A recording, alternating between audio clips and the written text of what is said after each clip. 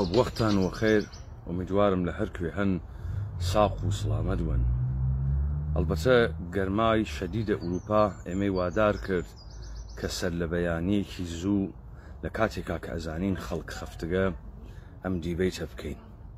لە هەمان کاتدا لە ئەگەری قەتبوونی ئرتباتاتە ئینتەرنێتی لەگەڵ یارانمان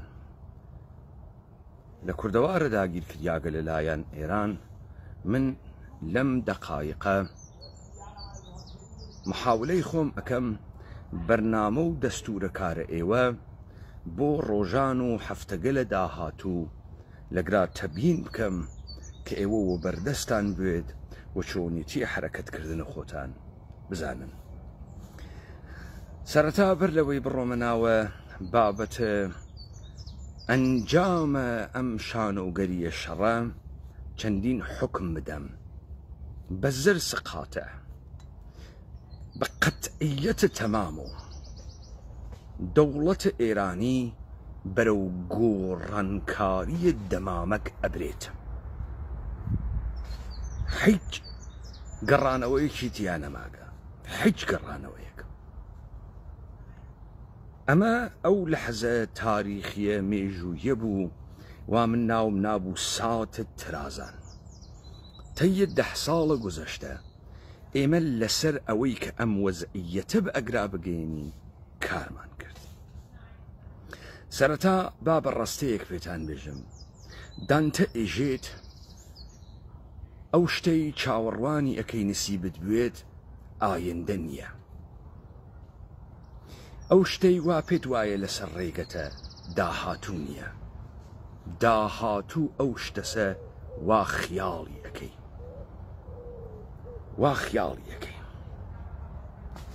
ئینسانێک کە پێی وایە لە ژیان ئێستایی ڕازی نییە، حەز بە داهاتووی خۆی ناکا،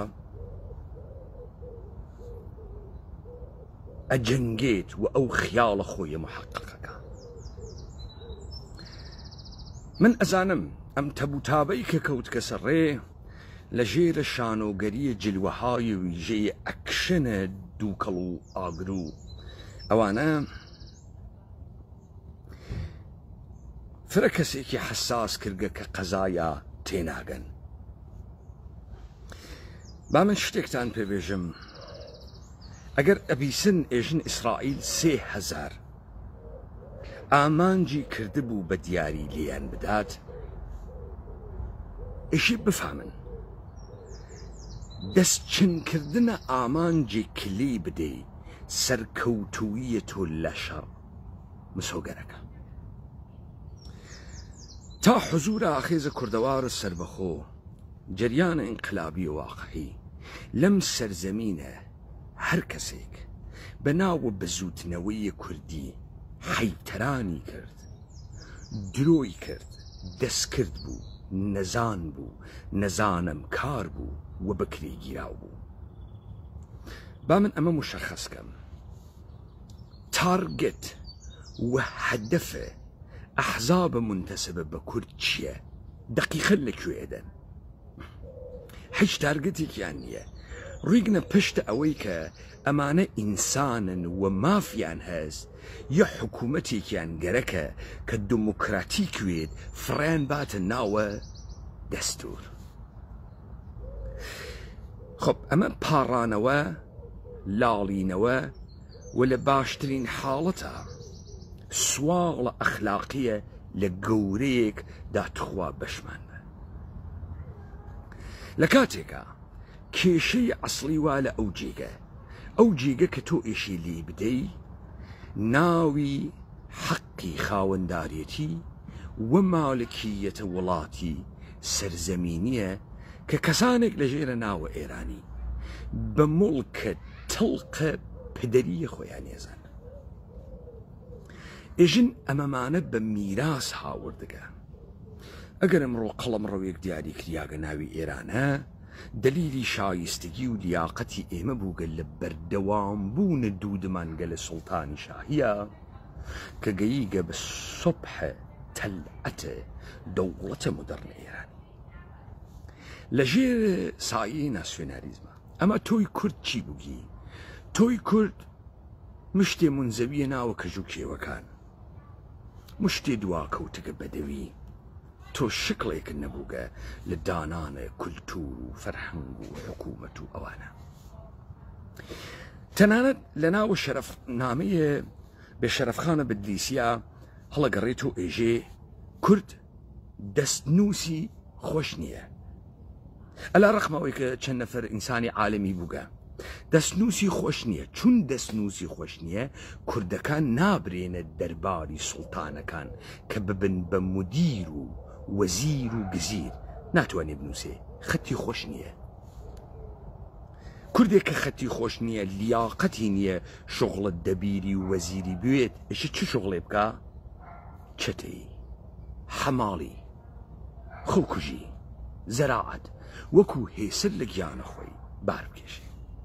ئەمە چی لە تۆ ئەسێنێتەوە؟ چی لە تۆ ئەسێنێتەوە؟ لیاقەتە حکوومەتداری و خاوەنداریەتی لە تۆ ئەسێنێتەوە. لێچی ئەسێنێتەوە؟ ئەتکا بە سەغیر، ئەتکا بە بچوو کە کەفالەتت بگرێتە ئەستۆ. ئاخێزە کوردەوارە سەربەخۆ ئەستاندنەوەیە مالکیەتە سەرزەمینی بۆ کورد خستە دەستورەکار.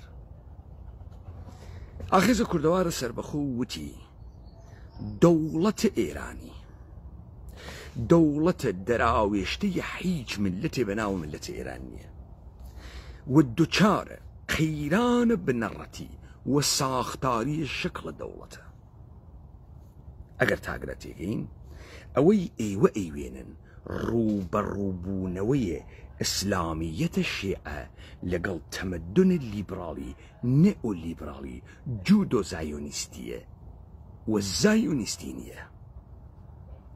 ئەمە تەقابڵ و شەڕ جددی نییە، ئەمە جەڕاحیە، عەمەڵکردنە بۆ گۆڕینە دەمامەکە دەوڵەتە ئێرانی تا دەوڵەتە ئێرانی لە قەیران بنەڕەتیە تێبپەڕێنن بەسەر ساختارێکی تر و محتەوایەکی تر لە ئیداری مؤسساتی سیستەمیکە کە هەتایی بکەنەوە لە دەسەڵات بەناوە دۆمۆکراسی. هەر کەسێ لەم سەر و بەندە پێی وایە دەسی مەدەنمەی شێوێنن نەکو ئەمریکا پەشیمان بوێت و خوێندنەوەیەکی غەڵەت سەقەت و نادرووسەکە. بزان ئاغیان تۆ ئیشی بزانی ئەوانەی ئەم دنیای مدەرنە ئەوە نەبەرۆ لەسەر سایکیە ئینسانەکان کارەکەن. تۆ ئینسانێک لە عەسرە مۆدەرنا دروستیەکەی بێدەسەڵاتیەکەی بێقودرێتیەکەی پەنگ ئەخوات و 2000 جار تەعەدای لەکەی. ئەم ئینسانە پڕ ئەوێ لە گرەی دەرونی و لە دەسە بێدەسەڵاتی گرێ دەرونیەکانی بەڕقە بچووک بچووک دەرەخە حاکمیت ئەمەی گەرەکە. مارکس یەک زەمانێ وتی دین وجدانە جەهانە بێ وجدانە. دین ئەگەر ئینسانەکانە ژێرە ئەشکەنجە مەجالە هاواریان پێ نەدەی دڵیانە دەقێ. حاکمیت ئەمە ئەزانێ. ئسلاڤیژیژک نەقڵەکە دەکاتە گرتنە رووسیە لەلایەنە مۆغۆلەکان مغولێ بەلای جووتیارێکی ڕووسۆ تێپەڕی ویستی تەعەدا و تەجاوز بکا بە ژنەکەی. لای کردو بە پیاگە ڕووسەکە وتی ئاگاد لێوێ لە کاتە تەجاوزە گونم تۆز نەگرێ. کابرای مغۆل تەجاوز خۆی بە ژنەکە کرد. سوار ئەسپەکە بوو چوو. ژنە تفێکی کردە ناو چاو کاورای شوو. وتی چۆن قبوڵت کرد ئەو تەجاوزەی کرد. وتی خەمت نەبێ تۆزە دنیامدا بە گونیا. ئەمە حاکمیەتە دەوڵەتە ئێرانی عێراقی ئەربابە ئەمریکایی تووشە خەڵکە کۆمەلگای ئێمەی کردگە. یعنی ئێمەی برگەسە سەر حب و بوغزە بچووکەکان. تا لە حب و بوغزە بچووکەکانە دەروونە ژەڵە ژیاگە بێتە سەڵاتمان ئاو پژێن بکەین. نەتیجەکەی ئەوێ تۆچی ئێمە هەر تەشخیص نادەین چه اتفاقێک کەوترە. ئێمە دڵمان وا پێیوە قبول کەین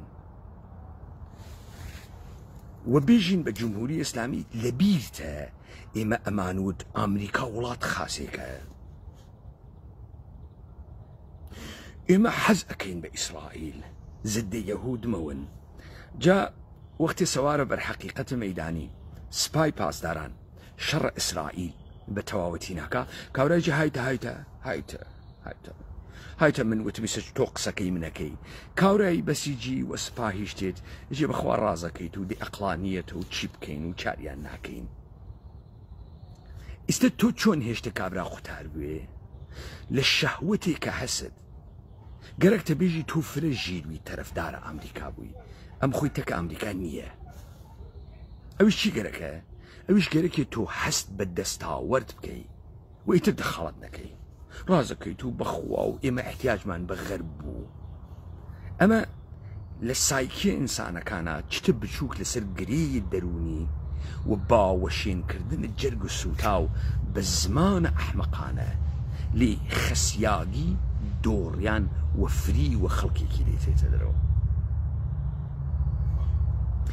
تەمام ئەم تەلەڤیزیۆنانە بە خودە جمهوری ئیسلامی و خەریکن وا باسی ئەکەن کە ئەمریکا جمهوری ئیسلامی پێی تەحەمل ناکرێ ئەی گۆڕێ، ئیسرائیل پێی تەحەمل ناکرێ ئەی گۆڕێ. درۆ ئەکەن چون ئێوە هیچ بەرداشتێکتان لە گۆڕین نییە. ئەمریکا هاتگە جمهوری ئیسلامی و دەوڵەتە ئێران ڕزگارکە لە تەقینەوە ڕزگاریکە و بیباتە شکڵ و قۆناغێکی تر.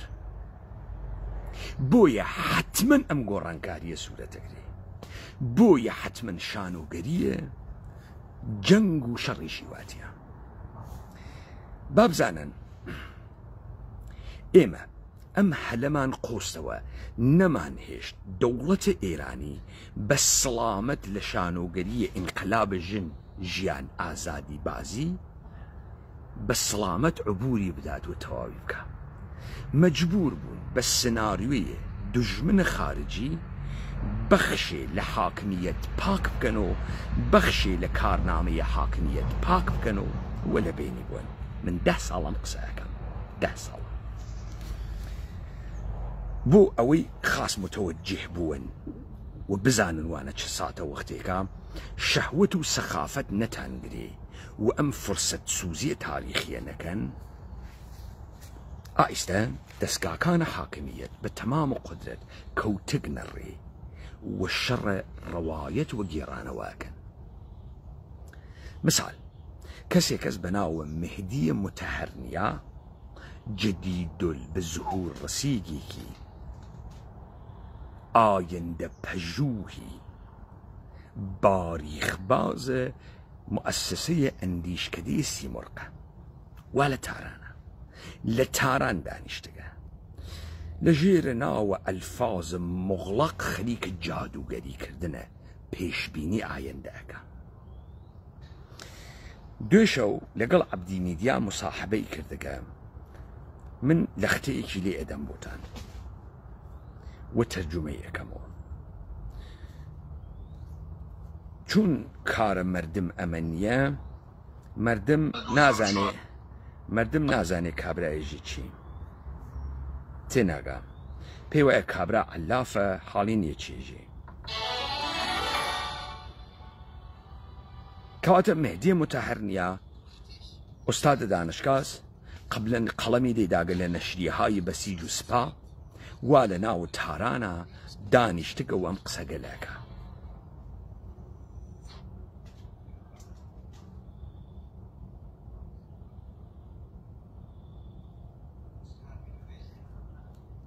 تغییر رژیم از نظر محتوایی صورت پذیرفته، به شکل بسیار بالایی هم موفق بوده، ولی داره میره سمت تغییر رژیم شکلی.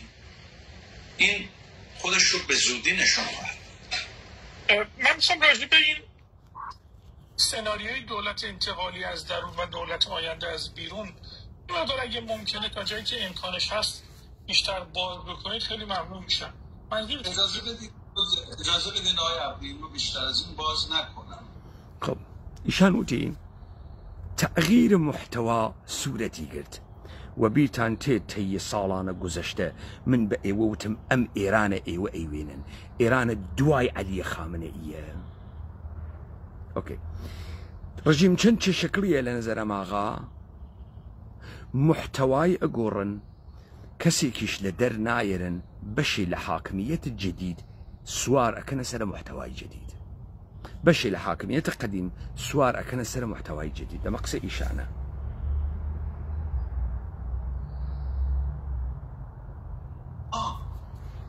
هی بگید که خارجی، الان خارجی و ایرانی نداره در دنیای ما، داخلی و بیرونی نداره. دنیای امروز دنیای هوش مصنوعیه. شما الان در خب من بە ئێوە وتم من جەنگە ڕەوایەتەکانەکەم شکستم بە ناسیۆنالیزمە ئێرانی هاورد و ئەمانە ئیستە خەریکن جەنگە ڕەوایەت لەگەڵ مناکەن. سەرەتا پرسیاری لە یەکام شەڕە بەردەوامە، بەڵێ بەردەوامە، جمهوری ئیسلامیە بێ بگۆڕێت. لە شێرە چیا خەریکە، لە ژێرە چیا خەریکە گوزبەندیەکە. مەعزەرەت من نەموت تئۆریزەوتم گوزبەندی.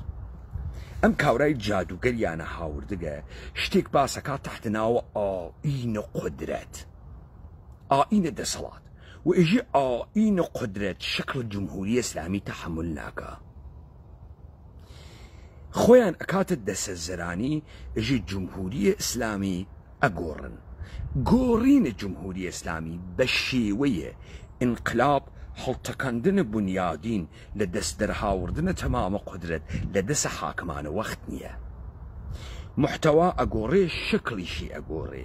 شکلی چۆن ئەگۆڕن؟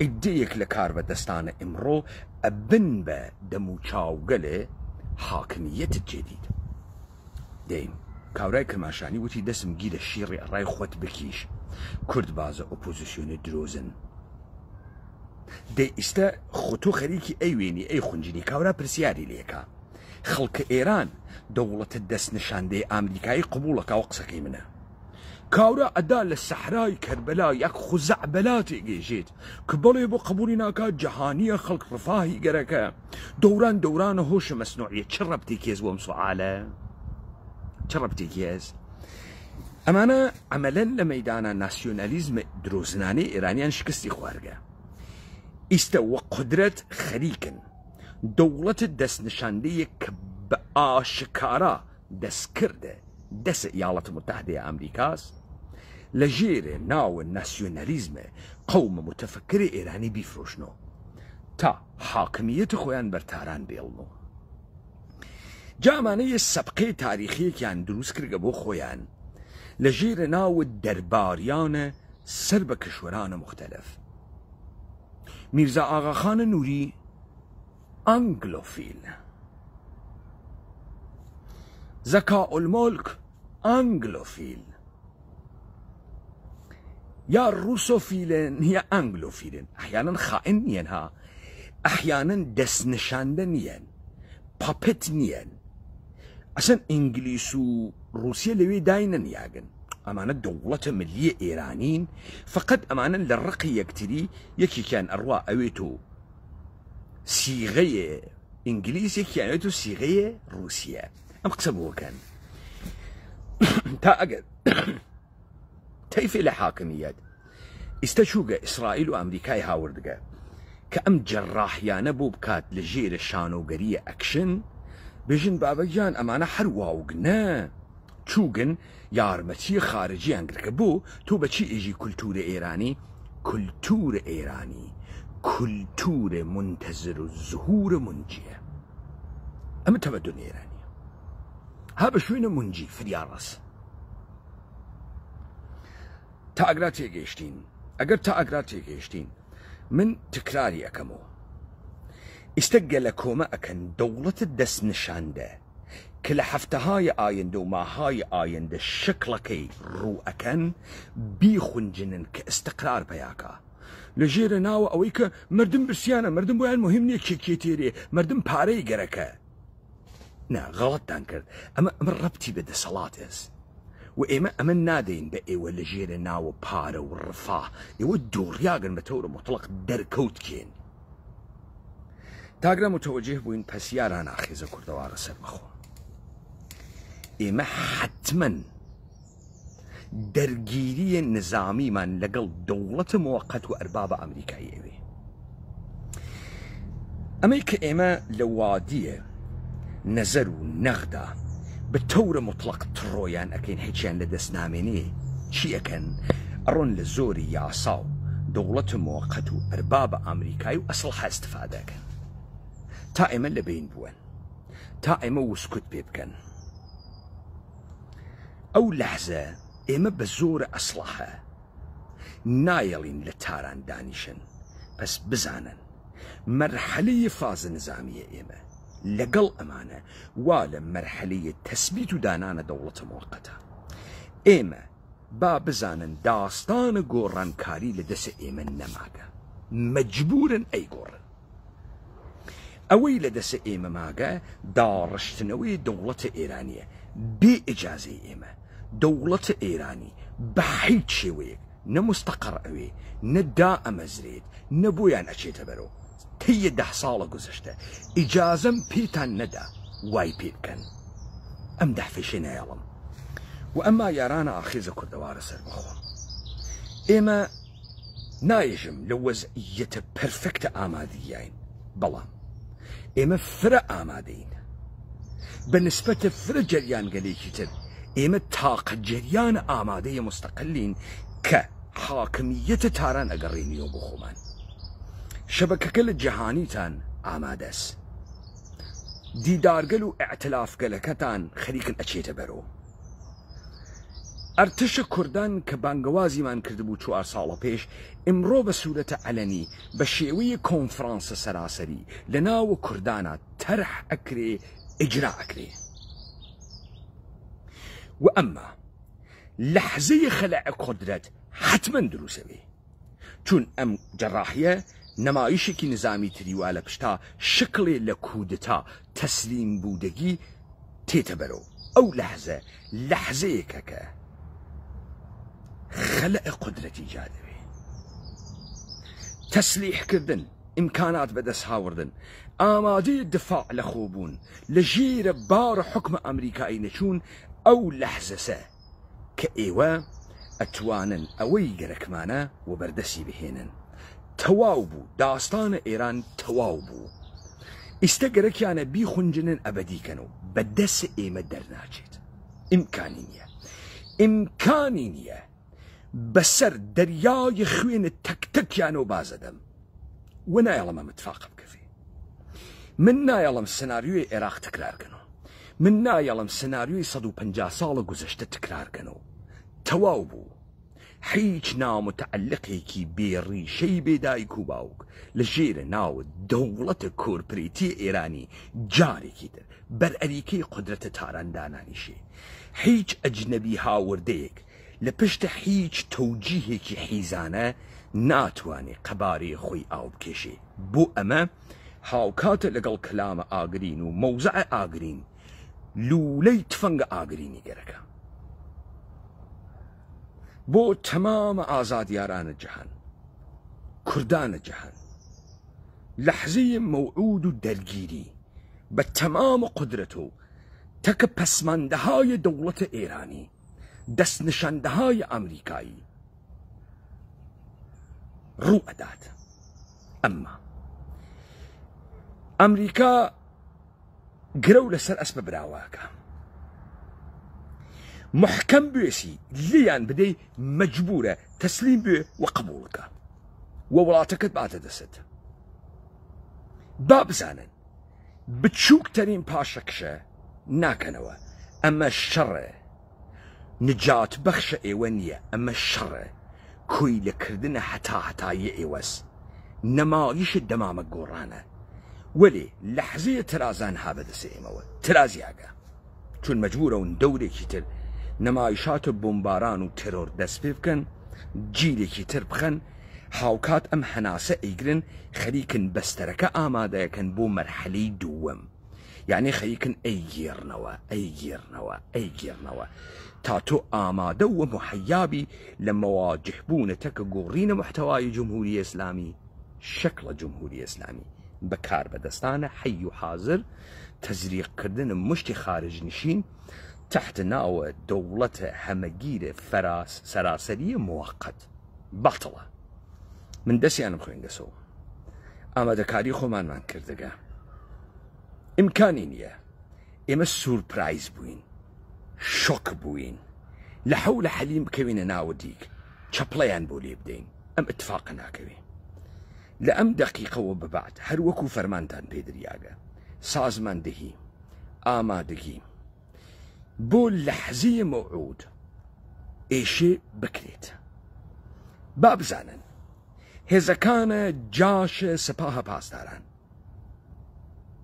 من مستەڵەحەکەم بەکار برد کە دەقیق بزان منزورم کێس ئەوانە هێزە یەکلایی کەرەوەن لە مەچەکە خۆمانە سەرگەردانە بن ئەوانە سەرگەردانە بن بەناو ئەفواتیان بۆ دروست ئەکەن بەڵام تڕۆیانەکەن تا ئیستا هەرچی بووگن لەم دەقیقەوە ببات ئەقلانیەتە سیاسیدان بوێت لەحزەیەکە وا بەشە گەورەی خۆمانەگرین لە ژێرە فەرماندەهیە ئێمە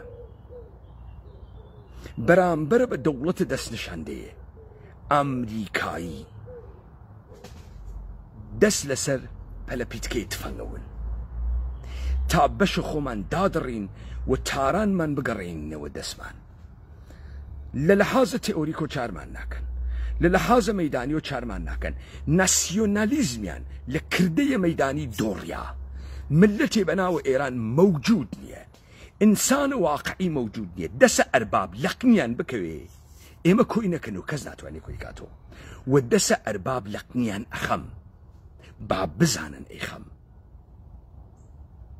کەواتە ئەمە مەرحەلەی نەهاییە هەروە کە پێتانەموت و ئێوە شنەفتتان لە تەحلیلگەرە ئەمانە بزانن بە عیرفانە سابتیان و بە متەحەرنیایان و بە تەمامە خوێڕیەکانە دەوڵەتە ئێران خەریکە نەرەیشنە دەوڵەتە موەقەت ئەهونۆ بعد ئەم گشتە بێشەرەفیە کە کردیانە بە عنوانە فەزڵ ئەیفرۆشنەوە بعد تۆ بە عنوانە ئینسانە مەعمولی فکرکرد ئێمە حەقمانە زندگی خۆشی بکەین ئێوە هیچ وەخت زندگی خۆشی ناکەن ئەم سەر و بەندە تەمامیەتە سەروەریە خۆمان نەگەڕینین و بە حیاتی ناگەڕێتەوە کەواتە قسەکانم کۆ بکەمەوە ڕۆخاندن و گۆڕانە دەوڵەتە ئێرانی تەواوە بەدەسە ئێمە نییە ئیش بۆ ئەوە ناکەین کار بۆ ئەوە ناکەین ئێمە کارمان ئەوە بوو تووشە هەڵەیان بکەین تووشە هەڵەمان کردن کەوتگنە ناوە قەیران بۆیان ناچێتە بەرەوە وەلێ ئێشێ تەواویکەن ئێشێ تەواویکەن پس ئیستە قۆناغە ئێمە قۆناغە ڕۆخانە جمهوری ئیسلامی نییە جمهوری ئیسلامیە گۆڕن ئەمێنێت و قۆناغە داڕشتن هیچ داڕشتنێک لەلایەنە ئێمەوە قبوڵ نییە هیچ یەک لەمانە خەڵکە ئەم سەرزەمینە نییە یەک لەمانە شەرافەتی نییە یەک لەمانە ئینسانە خۆ دروستکەر نییە کارمەندە یەهودیان و مەسیحیانە هات کەس ئەم سەرزەمینە ئێمە یەک کارمەند مەجالە هەناسە کێشانی پێنادەین لەم سەرزەمینە ئەوەی وا لە تەیە 150 ساڵە گوزەشتە کردیان پێمان بە گشتیان ئەگێڕمەوە کارێکیان پێیەکەم باوە دەوارە دۆمی نەکردوێتە تا ئەم بەیانیە خەریکە نووسینە ئاخێزنامەی کوردان بە تاریخ دەورانە جەنگ و ئومید بوو ئەمە مانیفستە ئەم دەورانە ئێوەسە و تەی ڕۆژهای ئایندە گاتە دەستان دەوڵەتە ئێرانی و کاربەدەستانە دەوڵەتە ئێرانی ئەزانن تەنیا ڕەقیبە جددیە ئەوان و ئەربابە ئەمریکاییان ئاخێزە کوردەوارە سەربەخۆ وە کوردانە ڕۆژهای داهاتوو مانگهای داهاتوو ئەمە نیشان ئەدا و دەری ئەخا هەروە کە من لە تێ 10 ساڵە گوزەشتە نقطەی بنیادینە بحرانە دەوڵەتە ئێرانیم دۆزیوە دەسم خستە سەری نەمهێشت بە شانۆگەری بازیەکە بنە پێشۆ تابوو بەڕووبەڕووبوونەوەی نظامی و بە جەڕاحیە نظامی ئەنجامی بدەن بزانن لەمە و بەدوایش ئیجازە نادەم ئەو جۆرەی کە مەیلیان بێ بووەنە بەرەو من هەر لە ئیستۆ 100 هەنگاو لە گشتیان وامە پێشترۆ 100 هەنگاو لە گشتیان وامە پێشترۆ لە ئیستۆ ئارشیڤە لەحزەیە ڕووبەڕووبوونەوە تەکە دەوڵەتە مۆقەتە دروستەکەم تەواو بوو ئیمکانی نییە عەلیە خامنەئی لەو کونە نایەتە دەرەوە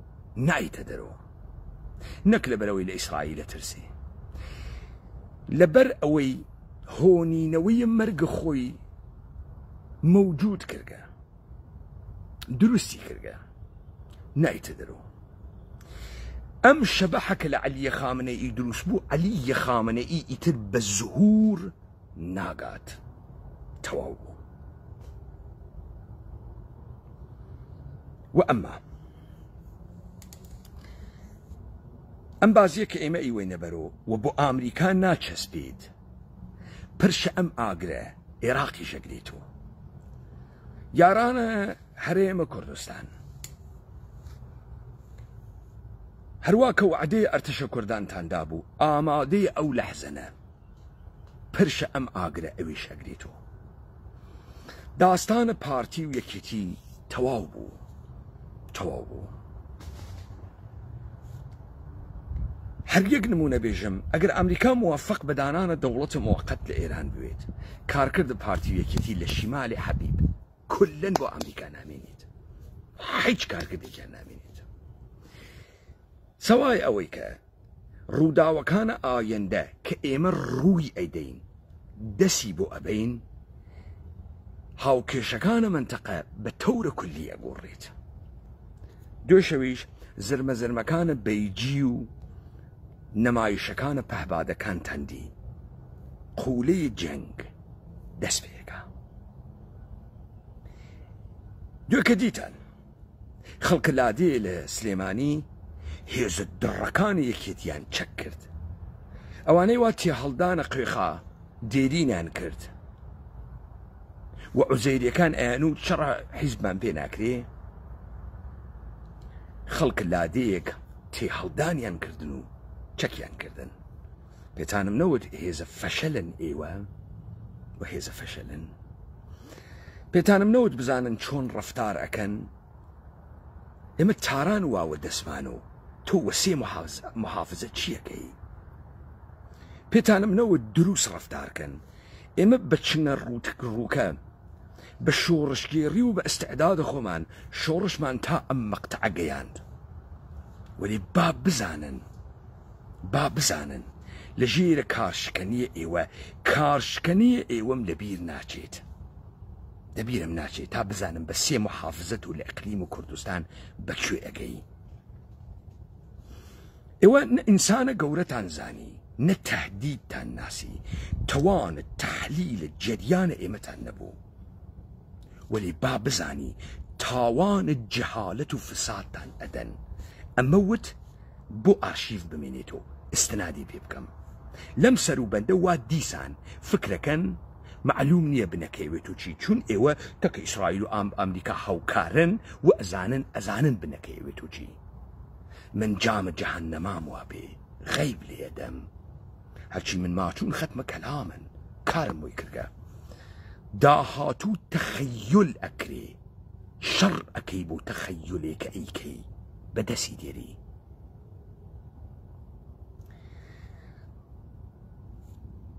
ئەمان مەکەوت مقدمەیە ئاخێزنامەیە تاریخە دەورانە جەنگ و ئومیدە.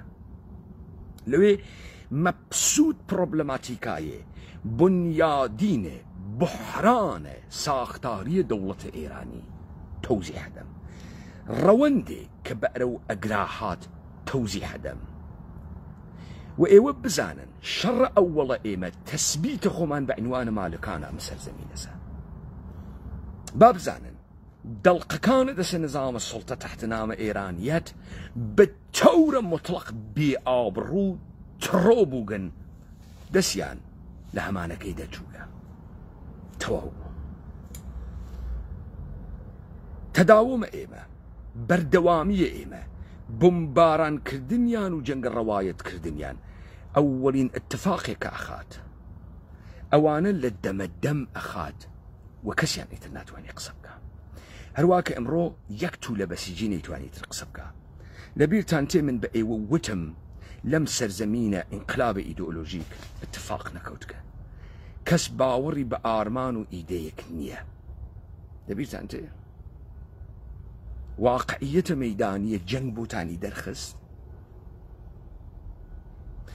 درۆکانە سپای پاسداران و ئەرتەش جمهوریە ئیسلامی و تو لە شیعەی تورمز بڕیاگە پێپەتی بەرە و حسین ڕووگە کەل بە حوسێنتاندی هیچ نەبوو.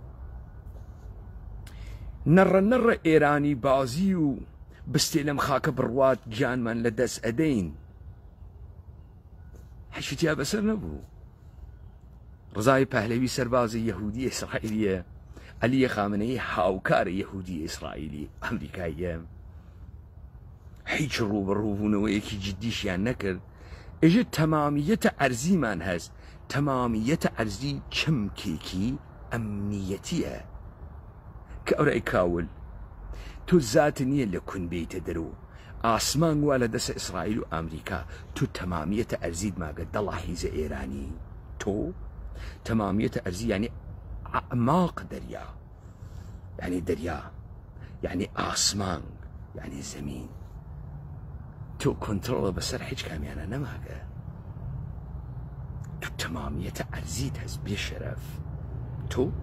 تۆ تەمامیەتە ئەرزی سەر دەوێت و بەچکە کاوڵی نامتەعەلق لە تەیە 100 ساڵە ڕابردوو مشتێ بەچکە کاوڵیە نامتەعەلقە هندی پارسیە یەهودیە گورجی ئەرمەنی لە قەبارەیە ئێرانە بۆ گەنە نۆکریە ئەربابیان ئەکرد لە داپڵۆساندنە خەڵکە ئێمە، هۆڕیان لە هەوانەکە دەرچوو، فاحشەگیان، بێبەرودواییان، بێ ئارمانی و بێ ئیدەییان، نەبوون ئەسالەت و نەسەبیان، گشتی لە ماوەی 2 هەفتەی ڕابردووە ئەلەنەن و بەرچاوە گشتان کەوت. چارەنووس خۆ و دەسە هێزە ئەژنەبیە بێدایک و باوکە نامتەعەلقدان نەفرەتە 150 ساڵە گوزەشتەمان بۆ گەڕێنیتەوە. کەواتە بازیەکە ئەدامەی هەست، دەوڵەتە ئێران حتمەن بەرەو گۆڕان ئەڕوا و حتمەن ئێمە تاران ئەگرینەوە، هەم لە دەسە ئەمریکا، هەم لە دەسە ئیسرائیل، هەم لە دەسە حیزە ئێرانیە دووڕیاگە تاقیرکردیاگەکان. یەک نەفەریان ناتوانێت لە هیچ هەواپەیمایەک و لە هیچ کوێی دنیا داوەزێ داعیە حکوومەت بکە. ساڵە 57 نییە پەیمانە حەیدەری مەوجودە، تا خومینی نەلنۆفل دو شاتۆ بێت، ئیبراهیمە یەزدی و بازرگان و هەرچی قەح بەس خۆ بگەینێ، تەک و تەکتان وەکو سەگە تۆپێنم لە ڕۆژاوەڵ با خاس بزانن. فەرمانیشم کەدا خۆم نەمێنم یارانم ئەتان تۆپێنن با بزانن ئەگرا سەرزەمینە منە، خاکە منە، مڵکە منە و من ئیدارەیەکەم. لایەوە خۆش.